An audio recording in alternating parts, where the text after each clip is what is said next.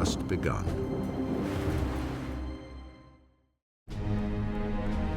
September 73, 4 years into the revolution, and France is being torn apart. There is violent insurrection in the provinces and huge losses in the faltering war against Europe. In one blistering defeat, the British Navy takes the port city of Toulon. Europe is eating away at France's borders. France is the single largest country in Western Europe. It's the most populous country in Western Europe. It has been the great military power. And of course, when it entered into the revolution, a lot of its traditional enemies and also a lot of its traditional allies thought, aha, this is our chance to, not to carve a piece off of the actual territory of France, but certainly to enrich ourselves at its expense and to weaken it permanently. France is isolated in the whole of Europe. It's being blockaded by Britain. It's being attacked and invaded by Austria and by Prussia. The people of Paris are by a fear that the victory of the counter-revolution will lead to a bloodbath. Danton and Robespierre, the star orators of the convention, realize that they must boldly strike out to save the revolution. They convince their colleagues to institute a menacing new form of martial law. It is time for all Frenchmen to enjoy sacred equality. It is time to impose this equality by signal acts of justice upon traitors and conspirators. Make terror the order of the day. Thus begins a new chapter in the revolution, a period of repression called the Terror. In a remarkable reversal, the revolutionaries suspend the new constitution and all the rights it was to guarantee. Police spies scatter throughout the country.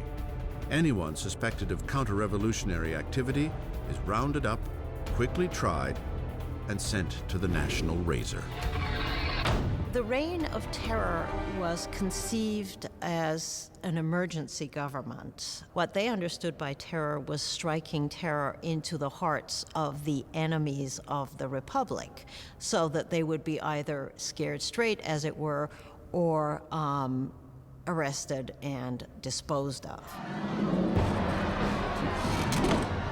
The slightest suspicion can send anyone to the scaffold. Politicians who say a kind word of the defunct monarchy.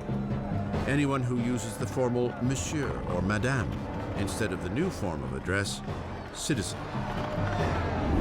The air is fraught with paranoia. Neighbors denounce neighbors. The incessant rolling of the death carts rattles through the streets of Paris.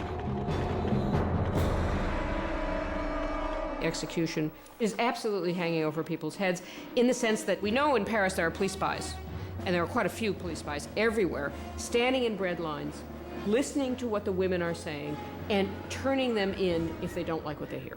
You could be turned in not just for complaining about the high price of bread, but you could be turned in supposedly even for not being enthusiastic enough about where things were going and the successes of the revolution. So just about anything that would stand out for commentary could get you into trouble. The convention sets up a revolutionary tribunal, expediting trials and executions with ruthless efficiency. To consolidate power, they form a 12-man council and call it the Committee of Public Safety. Ultimately, power had to be delegated to a smaller group, and that group became the Committee of Public Safety. Ultimately, it became 12 people who really ruled France as a kind of collective dictatorship.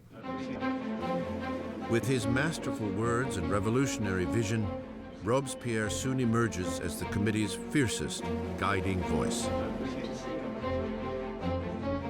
And that voice is calling for more blood.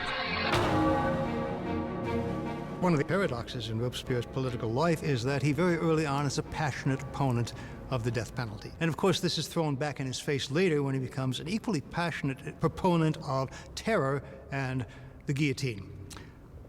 He never particularly responds to that except to say, well, times have changed. The revolution has hardened Robespierre. Once an impassioned supporter of a